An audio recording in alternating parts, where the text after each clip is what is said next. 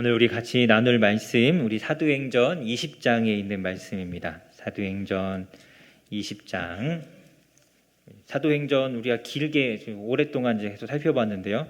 우리 사도행전은 20장까지 하고 나머지는 또 다음에 하고 다음 주부터는 또 다른 말씀들을 좀 보도록 하겠습니다.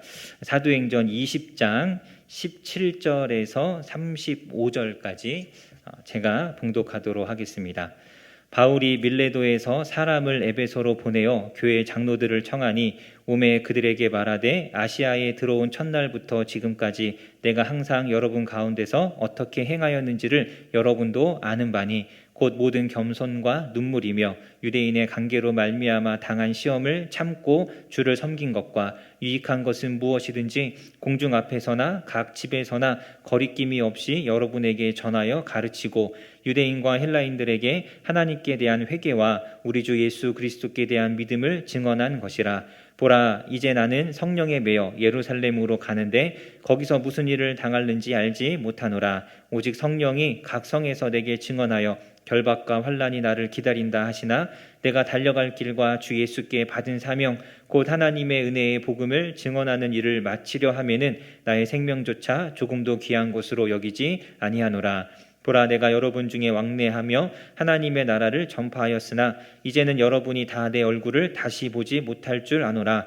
그러므로 오늘 여러분에게 증언하거니와 모든 사람의 피에 대하여 내가 깨끗하니 이는 내가 꺼리지 않고 하나님의 뜻을 다 여러분에게 전하였음이라.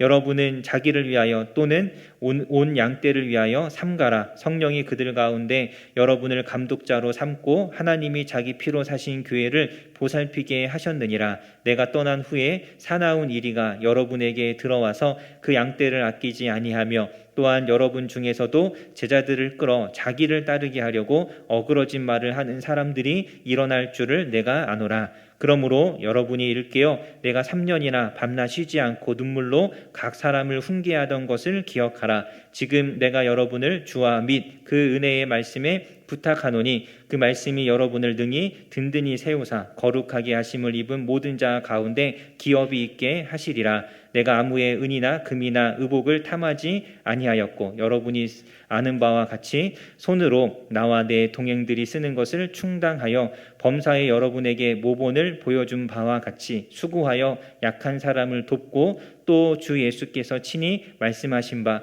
주는 것이 받는 것보다 복이 있다 하심을 기억하여야 할지니라. 아멘.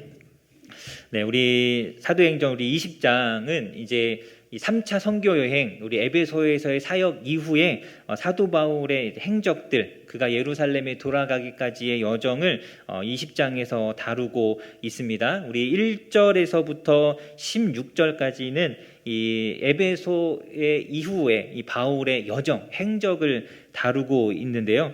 우리 1절에 보면 소요가 그치고 20장 1절에 보면 소요가 그치고 우리 지난번에 살펴봤던 이 에베소에 있었던 은장색, 은을 세공해서 아데미 여신의 신상을 만들어 팔던 사람이죠. 그 사람이 일으켰던 그 소요가 그치고 나서 바울이 제자들을 불러서 권하고 더 믿음의 굳건히 설 것을 권면한 후에 그들과 작별하고 마게도냐로 떠납니다. 마게도냐는 바울이 2차 전도 여행 때 갔던 지역들이죠. 빌립보, 데살로니가, 베레아 이 지역들로 가서 이제 그들의 그 교회들을 돌보고 그리고 2절에 보면 그 지방을 다녀서 헬라에 이르렀다고 합니다. 헬라는 우리 2차 전도 여행, 2차 선교 여행 때 들렸던 우리 아덴과 고린도 이 그리스 지역, 지금의 그리스 지역을 뜻하죠.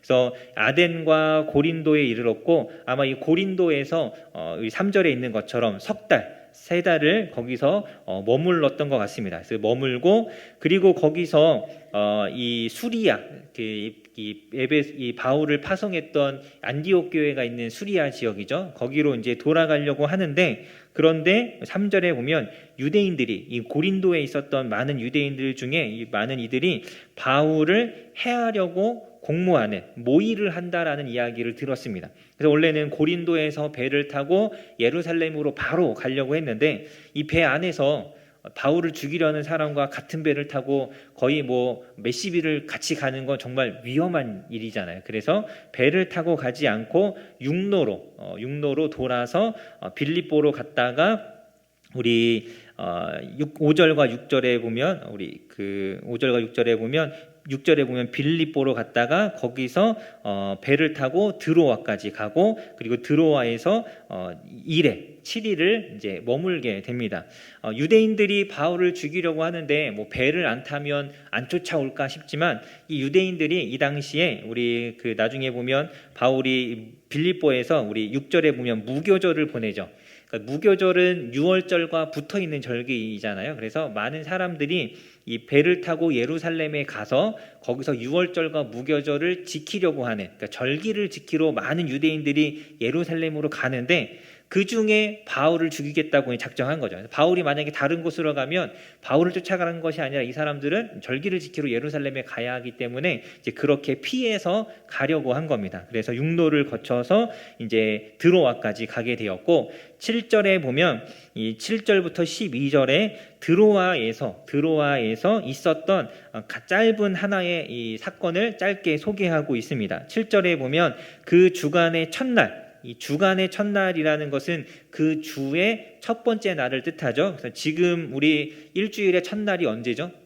주일이잖아요. 오늘 주일부터 시작하죠. 그래서 초대교회 때도 이 주일, 그러니까 지금의 주일날 이들이 모여서 예배를 드렸습니다. 그래서 어떤 이제 이단들은 기독교가 안식일을 지키지 않는다라고 이제 비방하고 뭐 그렇게 하기도 하는데 이미 초대교회 때부터 안식일이 아니라 지금의 토요일이죠. 안식일이 그 안식일이 아니라 주일날 이제 예배를 드리고 있었습니다. 물론 주일만 예배를 드리진 않았겠지만 이미 주일을 지키고 있었고 그들이 그 주일날 그 주간의 첫날 떡을 떼면서 말씀을 예배를 드리고자 같이 모였습니다. 그래서 7절에 보면 바울이 이튿날 떠나고자 하여, 그러니까 떠나기 전날 바울의 입장에서는 먼 여행을 떠나야 되는 날이기 때문에 일찍 쉬어야 할 것 같은데 그날도 그가 이 말씀을 가르치고자 하는 열정이 넘쳐서 이 쉬지 않고 사람들에게 이제 말씀을 가르쳤습니다. 그래서 그것이 밤중까지 계속되었고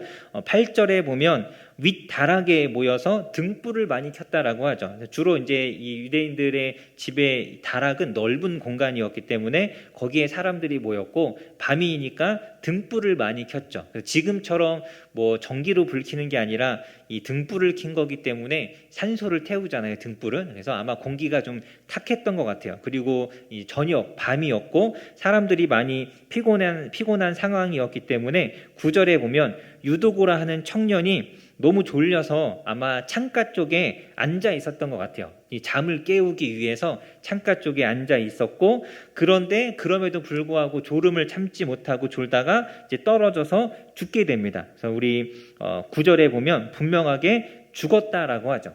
요게 기절하거나 많이 다치고 끝난 것이 아니라 진짜 죽었다라는 것이 확실한 건 이 사도행전을 기록한 사람이 의사인 누가이죠. 의사가 봤을 때 의학적으로 죽은 거예요. 그래서 그가 죽었는데 10절에 바울이 내려가서 그 몸에 엎드려 그를 안고 말하기를 떠들지 말아라. 사람들이 웅성웅성 되는데 생명이 그에게 있다 하면서 그를 이제 살린 거죠. 그를 살려서 생명을 다시 그 안에 그가 생명이 돌아왔습니다. 그리고 나서는 11절에 이들이 다시 올라와서 또 떡을 떼면서 오랫동안 날이 새기까지 이야기하고 말씀에 대해서 강론하고 또 질문하고 답하면서 이렇게 그 밤을 보내게 됩니다. 그리고 나서 12절에 사람들이 살아난 청년을 데리고 가서 적지 않게 위로를 받았다. 이 유두고가 겪었던 그 사건을 통해서 그 드로아에 있었던 많은 사람들이 이제 힘을 얻고 위로를 받았습니다. 여러분 우리가 이 말씀 속에서 우리 한 가지만 좀 생각해 보자면 이 당시 이 주일은 지금처럼 휴일이 아니었어요. 쉬는 날이 아니었습니다. 이 당시는 365일을 다 일을 하고 있었기 때문에 이 주일날 첫날 모인 이 사람들이 왜 저녁에 모였느냐? 낮에는 일을 하고 그 저녁에 모여서 예배를 드리고 있었던 것입니다. 그러니까 사람들이 많이 피곤했겠죠. 지치고 피곤했음에도 불구하고 그들이 말씀을 듣고 또 이제 바울이 왔잖아요. 이 바울에게 가르침을 받고자 그런 열심을 가지고 이들이 다 모여든 것이죠. 그러니까 열심으로 이들이 말씀을 들었습니다. 그래서 사도 바울도 밤중까지 저녁에 모여서 밤중까지 그리고 우리 1절인가에 보면 날이 새기까지 거의 이제 밤새도록 바울은 말씀을 가르쳤고 사람들은 말씀을 들었던 거죠. 그래서 이 피곤한 중에도 졸지 않으려고 창가에 앉아서까지 어떻게든 들으려고 하는 이 사람들의 이 열심과 열정, 그리고 사도 바울도 어떻게 이 저는 밤새 설교는 못할 것 같아요. 그런 열심과 열정들이 이 초대교회에는 있었습니다. 그래서 여러분, 우리도 이 말씀에 대한, 말씀을 알고자 하는 이런 열정이 우리에게도 있어야 합니다. 어떻게든 한 번 더 들으려고 하고 어떻게든 조금이라도 더 이 말씀의 의미를 알아가고자 하는 그런 이 마음이 있어야 하는 것이죠. 우리 성경을 이렇게 쭉 읽다 보면 그런 이야기들을 이제 많이 하시거든요. 읽어도 무슨 말인지 모르겠다. 이 말이 너무 어렵다. 그렇잖아요. 그래서 어떻게 해요, 우리는? 모르겠다. 덮어버리잖아요. 그게 아니라 이게 모르겠으니까 도대체 이게 무슨 뜻인지 이걸 내가 좀 알고 싶다라는 마음이 우리에게 있어야 하는 것입니다. 그러한 마음으로 이 드로아에 있었던 성도들이 그렇게 바울과 같이 말씀을 들은 거죠. 그래서 여러분도 이제 그래야 합니다. 저한테 목사님 설교가 너무 짧습니다. 일주일에 주일 한 번 설교 듣는데 40분이 뭡니까 목사님? 2시간을 해주십시오. 이렇게 해야죠. 이런 열정이 있어야 합니다. 벌써 너무 행복해 하시는 것 같네요. 제가 다음 주는 한 2시간 제가 준비해 보겠습니다. 네, 그런 열정들. 물론 이제 제가 바울이 아니기 때문에 막 3시간, 4시간씩 저는 또 그렇게 설교를 저는 이렇게 하지 못하고, 바울이 아니기 때문에 그만큼 설교하려면 또 그만큼 저는 또 준비를 많이 해야 돼서 제가 그만큼은 하지 못하겠지만, 그래도 항상 말씀을 듣고 났을 때 아쉬움이 있어야 돼요. 더 들었어야 되는데, 내가 조금 더 이 말씀의 의미를 알았어야 되는데, 여기서 끝나다니 너무 아쉽다. 이런 마음이 우리 안에 있어야 하는 것입니다. 그것이 말씀을 사모하는 사람들의 모습이고, 정말 이 말씀을 듣고자 하는 우리의 자세이어야 하는 것이죠. 그래서 목사님 설교가 너무 길어요. 제발 짧게 해서, 이런 것은 사실 합당하지 않은 거죠. 그래서 어떻게든 들으려고 하고 더 알기 위해서 힘써야 합니다. 그리고 여러분, 우리 주일날 제가 이제 저희 설교 시간을 보니까 보통 40분 조금 넘기거나 짧게 한다는 40분이 조금 안 되거나 그렇더라고요. 그래서 정말 짧잖아요. 일주일에 하루 24시간씩 7일을 보내는데 일주일에 한 번 40분 설교 들어, 1시간도 아니 40분짜리 설교를 듣고 내 신앙을 유지한다라는 건 사실 그것 자체가 말이 안 되는 거거든요. 그렇기 때문에 여러분, 주일 예배만 오시지 마시고, 주일날 제가 설교를 길게 할 수 없으니까 수요일 예배 있고 금요일도 있잖아요. 오셔서 계속해서 우리가 자꾸 말씀을 듣고 어떻게든 그 말씀의 의미를 알아가려고 하고 그 말씀대로 살아가려고 우리가 애써야 우리의 믿음과 신앙이 자라갈 수 있습니다. 그래서 그런 이 말씀에 대한 사모함들이 여러분 마음 가운데 있으셨으면 좋겠어요. 그래서 수요 예배를 대하는 태도도 그냥 가도 되고 안 가도 되고 이런 마음이 아니라, 여러분 이게 약간 이제 주일은 왠지 무슨 일이 있어도 꼭 가야 될 것 같은 그런 마음이 있지 않으신가요? 그런 마음이 있잖아요. 수요일도 어떻게든 반드시 꼭 가야 될 것 같은 그런 마음을 가져야 합니다. 그런 마음을 가지고 예배에 와야 하고, 금요일도 그렇죠. 금요기도에 내일 토요일 쉬는 날인데 오늘 저녁에 좀 신나게 놀고 내일 좀 쉴 수 있으니까 오늘 밤을 좀 신나게 놀아보자, 이렇게 뭐 계획을 세운다거나, 혹은 토요일 이렇게 쉬는 날인데 아침 일찍부터 어디 가야겠다라는 마음에 금요일날 일찍 잠에 든다거나 그렇게 하지 말고, 우리가 금요일이든 수요일이 되면 오늘 저녁에 예배가 있다, 빨리 일을 끝나고 예배를 좀 빨리 갔으면 좋겠다라는 마음들. 금요일도 여러분 얼마나 좋아요. 그 다음날 토요일 이렇게 쉬는 날인데 금요일날 정말 내가 교회 가서 말씀 듣고 내가 열심히 밤에 부담이 없이 정말 기도도 열심히 한번 해보자, 이런 마음을 가지고 우리가 신앙 생활을 해야 하는 거죠. 왜 교회는 수요 예배도 있고 왜 금요 예배도 있는 거야, 너무 힘들다, 이런 마음이 아니라 정말 사모하는 마음, 정말 이 어떤 예배의 자리에 왔다만 가는 것이 아니라 어떻게든 더 듣고 어떻게든 더 알아야겠다라는 이런 마음을 가지고 우리 하나님 앞에 나아가실 수 있기를 간절히 소망합니다. 유두고가 떨어져서 이제 죽었다가 살아났는데, 가끔 제 예전에 그랬던 것 같아요. 옛날에 이제 목사님도 이거 설교하시면서 예배 시간에 졸면 죽는다고 막 그렇게 말씀하신다거나, 아니면 목사님들한테 목사님 이것 보세요. 설교가 길면 사람이 죽어요. 막 이런다거나 그런 이야기를 하는 건 절대 아니죠. 그런 의미는 절대 아닙니다. 그래서 우리가 함부로 누군가가 불행한 일을 당하거나 뭔가 잘 일이 안 풀리거나 할 때 저 사람 예배 잘 안 드려서 그렇다. 이런 식으로 이야기하는 분들이 있거든요. 절대 그런 것이 절대 아닙니다. 절대 그런 것이 아니고 유도고가 떨어져 죽은 것은 안타까운 일이죠. 안타까운 사건이고 이것은 그냥 우리 교회 안에서 우리가 열심히 예배드리고 신앙생활 하지만 교회 안에서도 얼마든지 이런 불행하고 안타까운 일들은 일어날 수 있다라는 것을 그대로 보여주는 것이죠. 왜 우리가 예배를 드리는데 왜 불이 나고 왜 예배를 드리는데 막 뭐가 무너지고 왜 수련회 갔는데 거기서 사람이 죽고 왜 이런 일이 일어날까? 우리가 그것을 막 낙심하고 어떻게 이럴 수 있지 생각할 것이 아니라 우리가 항상 조심하지 않으면 언제든지 이런 사건과 사고는 일어날 수 있습니다. 그래서 항상 우리가 조심하기 위해서 힘써야 하고 다행히 하나님은 이 유두고가 죽은 이 사건을 통해서 오히려 하나님의 기적과 능력을 보여주심으로 인해서 이 드로아에 있었던 성도들이 더 견고하고 힘있게 신앙생활할 수 있도록 그들을 위로하시는 방편으로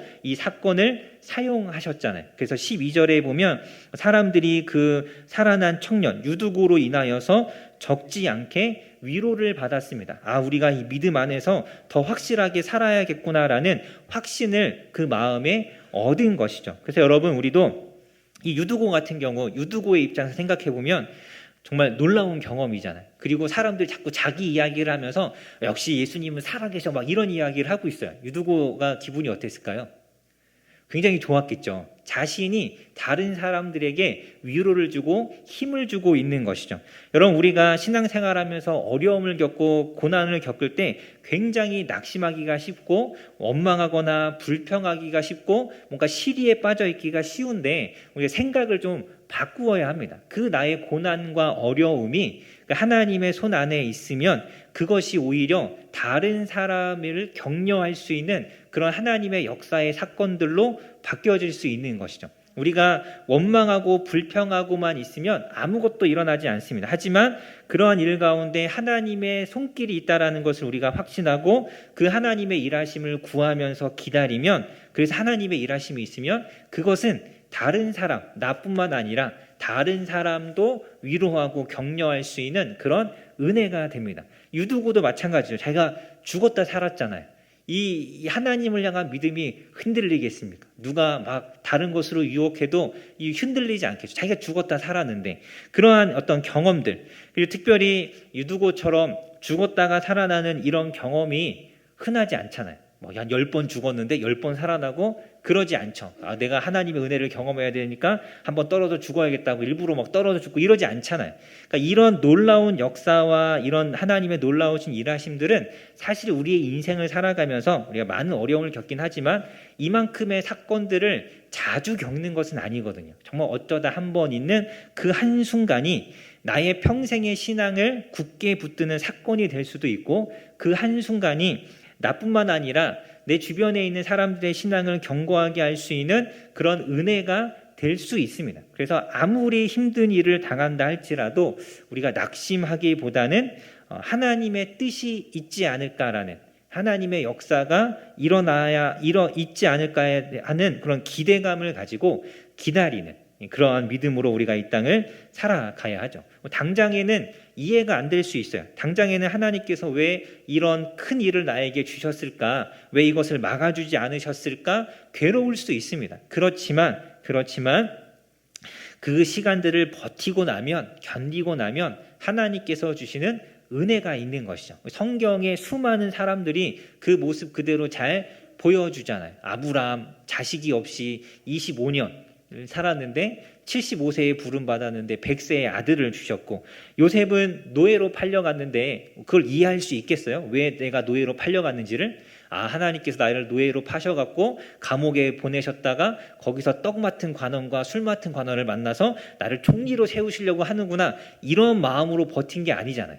아무것도 몰랐죠. 이해되지 않았죠. 이 고난을 왜 주셨을까 괴로웠을 겁니다. 하지만 그럼에도 불구하고 믿음으로 견뎌냈기 때문에 하나님께서 요셉을 통해서 많은 사람들을 위로하시는 축복의 통로로 사용하신 겁니다. 그래서 그러한 마음으로 우리의 상황과 형편들을 우리가 마주해야 합니다. 불평이 아니라 믿음으로 견뎌내어야 하고 하나님의 역사가 있을 것을 기대해야 하는 것이죠. 그것이 신실함이라는 것이고 그것이 믿음입니다. 믿음. 그래서 여러분, 여러분의 이 삶이 많은 사람들에게 위로가 될 수 있도록 잘 견디고 이겨내실 수 있기를 주님의 이름으로 간절히 소망합니다. 우리 17절부터 이제 우리가 읽은 말씀이죠. 17절부터 마지막 35절까지 밀레도라는 곳에서 드로아에서 다시 밀레도로 와서 밀레도에서 에베소에 있는 장로들을 불러다가 거기서 만나게 됩니다. 밀레도는 에베소보다 48km 정도 남쪽에 있는 항구인데 바울이 지금 이제 예루살렘으로 가야 하는데 또 절기를 지켜야 되기 때문에 가야 하는데 이 에베소까지 들렸다가 갔다가 오기에는 시간적으로 좀 부담이 되어서 이 에베소 장로들을 이제 초청을 한 것이죠. 그래서 거기서 이제 마지막 당부의 설교를 하게 됩니다. 22절에 보면 내가 성령에 매여 예루살렘으로 갑니다. 이 예루살렘으로 가는 것이 단지 바울의 계획이 아니라 성령이 주시는 그 하나님의 인도하심이었던 거죠. 그래서 가긴 가는데 또 한편으로는 거기서 무슨 일을 당할지 내가 알지 못한다라고 하죠. 그래서 우리 바울이 내가 다시는 얼굴로서 이제 보지 못할 수 있다라고 이야기하면서 마지막인 것처럼 자기도 이제 마지막이라고 생각했고 그래서 이제 정말 이 마지막 당부의 말들을 우리 오늘 읽은 17절부터 35절까지 하고 있습니다. 그래서 이 말씀을 통해서 우리는 바울이 어떠한 자세로 이 에베소 교회를 섬겼는가를 알 수가 있고 또 바울이 에베소 장로들에게 부탁하는 것을 통해서 하나님의 일꾼된 우리가 어떤 마음가짐으로 하나님과 교회를 섬겨야 하는가에 대해서 알 수 있습니다. 그래서 오늘 이 말씀을 통해서 내가 하나님의 부름받은 사람으로서 어떤 마음과 자세로서 하나님과 교회를 섬겨야 하는가를 우리가 좀 생각하는 시간들이 되기를 원합니다. 우리 먼저 18절부터 27절까지 바울이 어떤 자세로 하나님 섬겼는지를 이야기하는데요. 자기가 어떻게 했는지를 이야기하는 겁니다.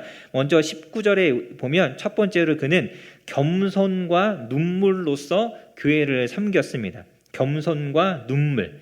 그러니까 교만해서 사람을 무시하거나 함부로 대하거나 나는 유대인이고 너는 이방인이다 이렇게 뭔가 이렇게 구분짓거나 판단하거나 또 권위적으로 내가 사도인데 왜 너희가 내 말을 안 듣냐라는 이러한 식으로 하지 않았고 항상 겸손하게 사람들 앞에 자기를 낮추고 사람들을 격려하고 세워주면서 그들의 마음을 위로하면서 사역을 한 것이죠. 그래서 여러분 하나님의 일꾼은 겸손해야 합니다. 겸손. 어린 아이에게도 겸손해야 하는 것이고 청년들을 대할 때도 겸손해야 하는 것이고 젊은 세대들을 대할 때도 겸손해야 합니다. 내가 나이가 많고 교회에서 직분이 있다고 해서 아이들에게 청년들이나 젊은 세대들에게 함부로 말하거나 우린 이렇게 했는데 너네는 왜 못하냐 이런 식으로 말할 것이 아니라 겸손하게 그들의 이 마음과 형편과 상황을 살피고 그 사람들에게 맞는 모습으로서 다가가 주는 것. 그것이 겸손의 모습이죠. 그것이 겸손의 모습입니다. 듣는 사람이 우리 아이들일 수도 있고 청년일 수도 있고 우리 젊은 세대일 수도 있는데 그들이 느끼기에 저 사람이 참 나를 무시하나 뭐 이런 생각 내가 어리다고 나를 무시하는 건가? 라는 이러한 생각이 들지 않도록 사람들을 대해주는 것. 그것이 이제 겸손이죠. 그래서 우리 항상 겸손한 자세로 서로를 대할 수 있어야 합니다. 또 눈물로 했다라고 하죠. 눈물로 했다라는 건 진심이었다라는 거죠. 진심. 이 사람을 향한 마음이 진짜였습니다. 그냥 형식적이거나 내가 어떤 지위와 자리에 있으니까 그냥 하는 것이 아니라 진실된 마음으로 한 것입니다. 제가 앞에서 설교를 매주 하고 있지만 이 진실된 마음이 아니라 그냥 어떠한 직업처럼 제가 여기서 설교를 한다면 그냥 기계적인 것만 기계적으로 이렇게 설교하고 끝나겠죠. 하지만 진실된 마음, 정말 이 말씀으로 인해서 정말 변화가 있고 깨달음이 있어서 하나님 안에서 조금 더 이렇게 자라가고 이렇게 커가는 그런 간절한 마음을 가지고 하는 그러한 진실된 마음이 바울에게는 있었던 것이죠. 두 번째로 19절도 계속해서 보면 많은 시험이 있었지만 그것을 참았습니다. 시험을 참고 주를 섬겼다. 교회와 사람들을 섬긴 것이죠. 우리가 주님을 위해서 일할 때는 반드시 많은 어떤 유혹도 있을 수 있고 시험이나 핍박이나 괴로움이 있을 수 있습니다. 그것을 하나님 안에서 견디어내어야 합니다. 그걸 견디지 못하면 우리가 온전하게 섬기는 것을 할 수가 없죠. 그래서 시험을 참았다. 그리고 세 번째로 20절 보면 그가 말씀을 가르쳤습니다. 그가 이렇게 겸손하게 눈물로 섬기고 시험을 참았고 섬기고 참기만 한 것이 아니라 제일 중요한 거죠. 말씀을 가르쳤습니다. 그래서 20절에 보면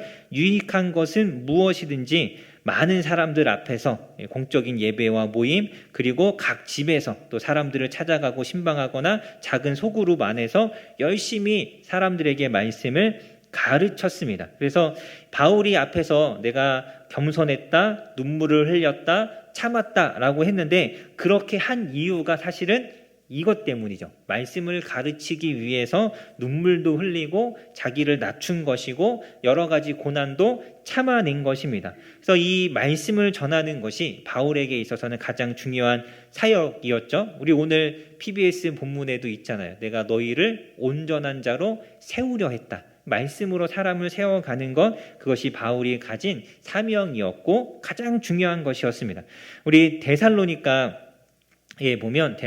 전서에 보면 바울이 2차 전도 여행 때 이 데살로니가에서 딱 3주만 있었거든요. 3주 이후에 유대인들이 막 바울을 쫓아내서 고발하고 막 해서 결국은 거기서 쫓겨나가게 되죠. 근데 데살로니가 전서에 보면 바울이 2장 1절에 보면 뭐라고 이야기하냐면 내가 너희에게 들어간 것이 헛되지 않았다라고 합니다. 헛되지 않았다. 3주라는 짧은 시간만 있었지만 그 시간이 헛되지 않았어요. 왜 헛되지 않았느냐? 그 2장 2절에 보면 내가 너희에게 복음을 전했기 때문에 그 짧은 시간이었지만 내가 복음을 전했다면 그것으로 된 거죠. 그것을 위해서 간 거니까. 그러니까 말씀을 전하는 것이 바울에게는 가장 중요한 것이었고 그의 사역에 있어서 핵심이었습니다. 그래서 에베소에 소동이 있었어도 여러 많은 핍박이 있었어도 괜찮은 거예요. 말씀을 전할 수만 있다면. 그래서 우리도 이 말씀을 알아가는 것, 이거 알려주는 일에 힘써야 합니다. 그것 때문에 고난당하고 그것 때문에 내가 고생하는 건 괜찮은 겁니다. 그래서 우리가 어떻게든 우리 주변에 말씀을 알려주기 위해서 힘써야 합니다. 네 번째로 26절과 27절에 보면 바울은 말씀을 가르치는 일을 최선을 다해서 했습니다. 최선을 다해서. 우리 26절에 보면 이렇게 되어 있습니다. 오늘 여러분에게 증언하거니와 모든 사람의 피에 대하여 내가 깨끗하니 이는 내가 꺼리지 않고 하나님의 뜻을 다 여러분에게 전하였음이라.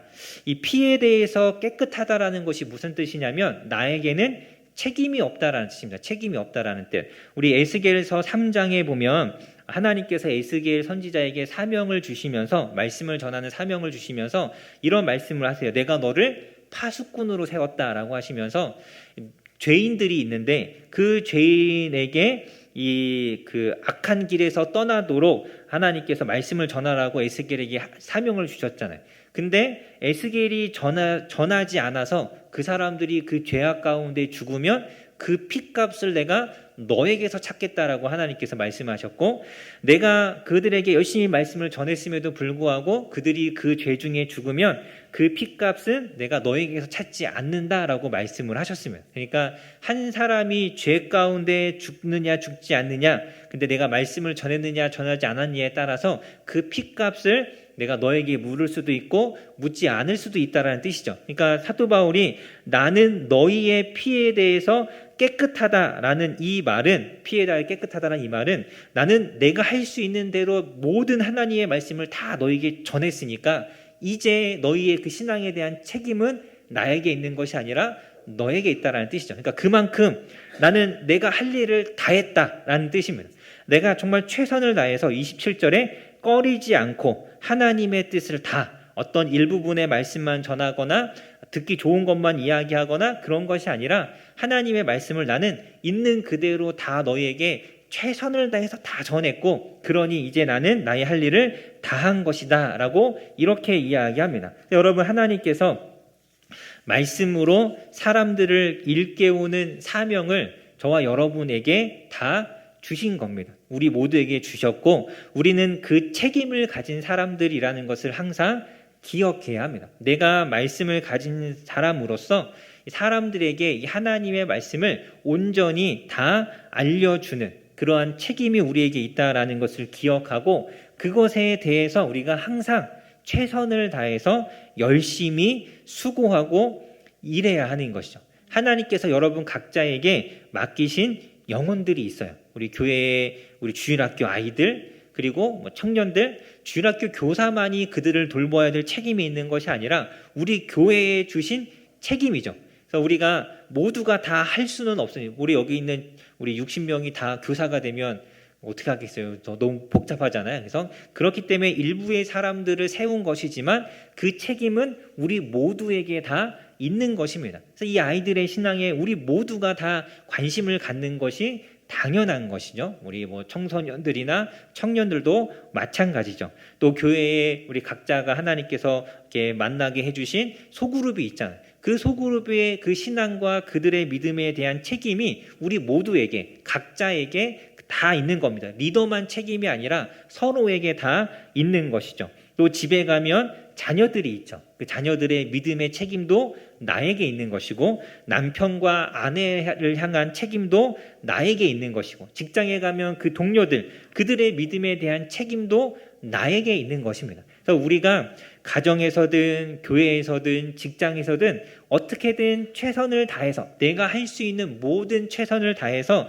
그 사람에게 예수님을 전하고 말씀을 가르치기 위한 수고를 게을리하지 않아야 합니다. 정말 우리 이렇게 바울이 이야기하는 것처럼 나는 내 할 일을 다 했다라고 할 만큼 최선을 다해서 다 해야 하는 것이고 그래야 우리가 하나님 앞에 떳떳하게 설 수 있는 것이죠. 그래서 여러분 우리가 하나님께서 맡기신 영혼이 있다라는 것을 결코 잊지 않아야 합니다. 그냥 지나가는 사람들이 아닙니다. 여러분 가정에 믿지 않는 영혼들 또 믿음이 있어도 이 사람들의 믿음이 자라가도록 하는 것 우리에게 책임이 있는 것이고 우리 교회 안에 만나는 우리 모두에 대한 모두의 믿음과 신앙에 대해서 우리 모두가 함께 책임져야 하는 것입니다. 물론 우리가 열심히 최선을 다해서 복음도 전하고 말씀도 가르쳤는데 이 사람이 예수님을 안 믿을 수 있어요.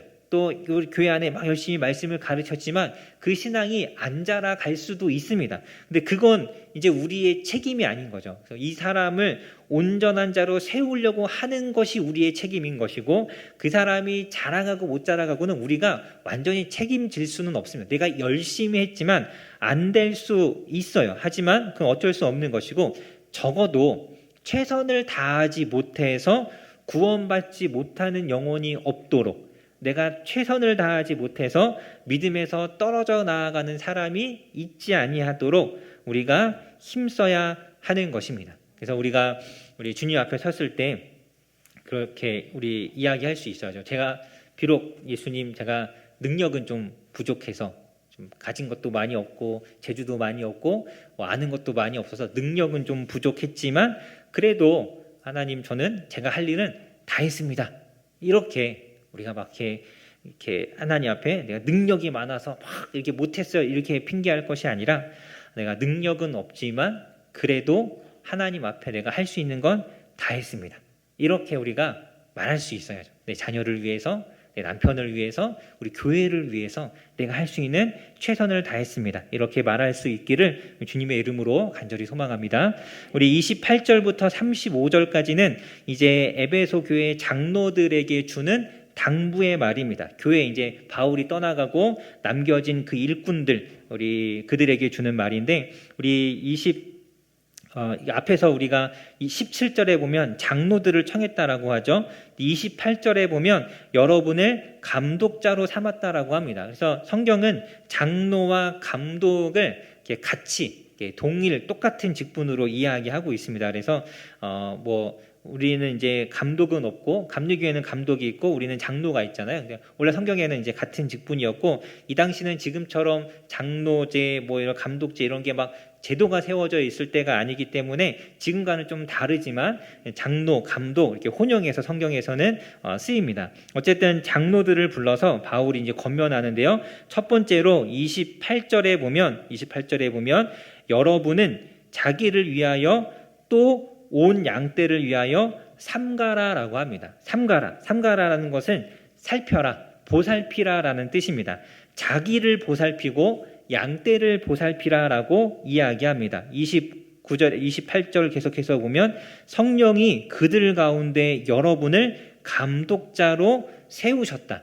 하나님께서 피로 사신 교회를 보살피는 사람으로서 여러분을 세워주셨으니 그 교회를 힘을 다해서 살펴라, 보살피라라고 이야기합니다. 그리고 29절에 보면 내가 떠난 이후에 사나운 일이 이제 악한 사람들이죠. 그들이 와서 양떼를 아끼지 않는다라는 건 해친다라는 뜻인데 교회를 분열시키거나 흐트러뜨리고 자기 이익을 취하려는 이단과 같은 사람들이 있을 것이고 또 30절에 보면 여러분 중에서도 이 세워진 일꾼 중에서도 제자들을 끌어 자기를 따르게 하려고 사람들로 하여금 예수님을 따르게 해야 하는데 자기를 따르게 하려고 어그러진 말, 왜곡된 말, 나쁜 말들로 악한 말들로 우리가 요즘 가스라이팅이라고 하죠. 이상한 말로 사람을 막 이렇게 마음을 이렇게 휘어잡아서 자기를 따르게 만들려고 할 수 있으니 교회를 살피고 자기를 살피라라고 이야기합니다. 여러분 우리가 하나님의 사람들 일꾼들은 항상 자기 자신과 양떼를 다 잘 살펴야 합니다. 이 목회자들, 목사님들 중에 자기를 잘 살피지 못하는 분들이 종종 가끔 사람들을 자꾸 자기를 따르게 만드는 그러한 경우들이 있습니다. 그런 건 정말 조심해야 하는 것이죠. 그런데 목회자만 그런 것이 아니라 교회 안에는 사람들을 자기를 따르게 만들려고 하고 싶어하는 그러한 사람들이 참 많아요. 안 그런 것 같지만 자기도 모르게 그렇게 되는 겁니다. 그래서 자기를 살피지 않으면 얼마든지 그럴 수 있죠. 그래서 막 사람들 앞에 이렇게 드러나고 나를 내세우고 내가 말 한마디 하면 사람들이 막 다 따라와주고 뭔가를 내가 하면 막 잘했다고 막 인정해주고 이런 것을 바라고 있다면 그렇다면 내가 사람들을 나를 따르는 사람들로 만들고 싶은 그런 마음이 있는 걸지도 모릅니다. 항상 그러한 것들을 조심해야 하죠. 그래서 이 외부적인 어떤 이단들에서 가르침을 흐트러뜨리고 잘못된 교리로 교회를 흔드는 것과 이 외부적인 그런 문제뿐만 아니라 내적인 내부에서 하나님이 아닌 자기를 높이려고 하는 그런 모습들이 생기지 않도록 교회는 항상 조심해야 하고 우리가 서로를 돌볼 뿐만 아니라 자기 자신을 돌보는 일에 힘써야 합니다. 그래서 여러분 우리가 말씀을 설교도 듣지만 내가 스스로 말씀을 묵상하는 것이 중요해요. 자꾸 나를 돌아봐야 되니까 내가 정말 하나님 앞에 잘하고 있는 것인지 이것이 나를 위한 것인지 하나님을 위한 것인지를 스스로 말씀을 묵상하면서 자기를 살피는 일이 굉장히 중요합니다. 그래서 자칫 잘못하면 얼마든지 나도 꼭 목회자가 아니어도 사람들을 이끌어서 무리를 만드는 거죠. 나를 따르는 사람을 만들고 팔을 만들고 분열하고 그래서 그룹이 만들어지는 것 자체가 굉장히 이런 위험성이 있는 것입니다. 그래서 이것을 우리가 항상 조심해야 합니다. 특히 이제 본인은 원하지 않지만 이렇게 작게 어떤 성향상 이렇게 앞서는 사람들, 목소리 내기를 좋아하는 사람들이 특히 조심해야 하는 그런 이야기인 거죠. 나는 내가 의도치 않았지만 이렇게 될 수도 있습니다. 그렇기 때문에 항상 이러한 것들을 우리가 조심해야 하는 거죠. 그래서 나를 따르기 아니라 하나님을 따를 수 있도록 내가 그런 교만과 어떤 그런 이 유혹에 빠지지 않도록 우리를 살피고 서로를 살피는 것, 그것이 바로 교회입니다. 두 번째로 또 이 장로들에게 당부하기를 31절, 32절 보면 말씀으로 깨어 있으라라고 합니다. 31절에 여러분이 일깨라는 것은 깨어 있으라는 뜻이죠. 여러분 깨어 있어서 내가 3년이나 밤낮 쉬지 않고 눈물로 각 사람을 훈계했던 것을 기억하라라는 것이죠. 깨어 있어서 말씀을 기억하라라는 것입니다. 말씀으로 깨어 있어야 합니다. 그래서 32절 내가 여러분을 주와 및 그 은혜의 말씀에 부탁하노니 말씀에 여러분이 매어 있어야 그래야 그 말씀이 여러분을 능히 든든히 세울 수 있다. 거룩하게 하심을 입은 모든 자 가운데 기업이 있게 하신다. 상급을 주시고 하나님 나라로 이끄신다는 거죠. 그래서 말씀 안에 깨어 있는 것이 중요합니다. 우리 바울이 말씀을 가르치는 것이 그의 사역이 가장 중요한 것이었던 것처럼 우리 성도들은 말씀으로써 자기를 지키는 것이 굉장히 중요한 것이죠. 그래야 흔들리지 않고 유혹에 넘어지지 않을 수 있습니다. 우리 요한계시록 2장에 가면 이 이후에 사도 바울 이후에 그 디모데가 와서 에베소 교회에서 또 사역도 했고 또 바울도 잠깐 로마 감옥에서 풀려난 뒤에 에베소에 또 오기도 하거든요. 그래서 참 많이 복받은 교회인데 이 요한계시록에 가면 이 에베소 교회에 대해서 이렇게 이야기해요. 그들이 칭찬을 받는데 악한 자들을 용납하지 아니한 것과 자칭 사도라 하는 자들을 시험하여 그의 거짓된 것을 드러낸 것 그리고 내 이름을 위하여 견디고 게으르지 아니한 것을 내가 안다라고 예수님께서 칭찬하십니다. 이 에베소 교회가 어떻게 이런 칭찬, 거짓된 그 가르침을 분별해내고 게으르지 않고 하나님을 열심히 잘 섬길 수 있었는가? 바울이 3년이나 열심히 밤낮으로 말씀을 가르쳤고 그들이 그 말씀 위에 견고하게 섰기 때문입니다. 여러분, 내 신앙이 어떻게 견고해질 수 있는가? 방법은 말씀밖에 없습니다. 말씀을 공부하고 아는 것 말고 다른 신앙을 견고할 수 있게 하는 그런 방법을 저도 잘 모르겠어요. 혹시 여러분 아십니까? 말씀 외에는 저도 잘 모르겠습니다. 바울도 분명하게 이야기하죠. 말씀으로써 너희가 깨어 있어서 든든히 서 가야 한다. 여러분, 우리가 이 말씀을 더 귀하게 여겨야 합니다. 사모하는 마음이 있어야 하고 열심히 해야 합니다. 물론 우리가 말씀을 이렇게 공부하는 게 또 말씀을 통해서 하나님의 뜻이 무엇인지를 분별하는 게 많이 미숙하잖아요. 아직 익숙하지도 않고 어렵고 미숙하죠. 하지만 하다 보면 이것이 뭐 내가 잘하는 건가? 맞나? 뭐 이렇게 고민이 되기도 하고 내가 해석을 잘못하면 어떡하지? 내가 이단이 되는 게 아닌가? 뭐 이런 생각을 할 수도 있어요. 하지만 그럼 우리가 아는 게 없기 때문에 이단 되기도 쉽지 않습니다. 너무 걱정하지 마시고 일단은 이렇게 계속 하다 보면 성경이 하나만 가지고 하나만 생각하면 이단이 될 수 있는데 우리가 계속 말씀을 꼭 여러 가지를 보잖아요. 그러면 그때 내가 잘못 생각했구나라는 걸 나중에 깨달을 수도 있거든요. 그래서 그런 거 걱정하지 말고 꾸준히 하는 것, 열심히 꾸준히 말씀을 알아가면 우리가 더 견고하게 세워질 수 있는 거죠. 꾸준히 하다 보면 지금은 미숙한 것들이 더 익숙해지고 능숙해질 수도 있습니다. 그래서 지금은 그냥 해가는 게 은혜다 막 이렇게 하지만 나중에는 해가는 게 은혜다 하는 사람을 앞에 두고 잘 가르칠 수 있고 잘 알려줄 수 있는 그러한 사람이 될 수 있도록 우리가 말씀을 알아가는 일을 어렵다고 이렇게 놓고 멀리할 것이 아니라 어떻게든 더 하려고 힘써야 합니다. 그게 아니면 우리 믿음과 신앙을 바르게 세워갈 수 있는 방법이 없죠. 그래서 말씀으로 여러분의 신앙을 견고하게 잘 세우시기를 소망합니다. 또 세 번째로 우리 바울이 무엇을 이야기하냐면 33절 내가 아무의 은이나 금이나 의복을 탐하지 아니하였고 여러분이 아는 바와 같이 손으로 나와 내 동행들이 쓰는 것을 충당하였다.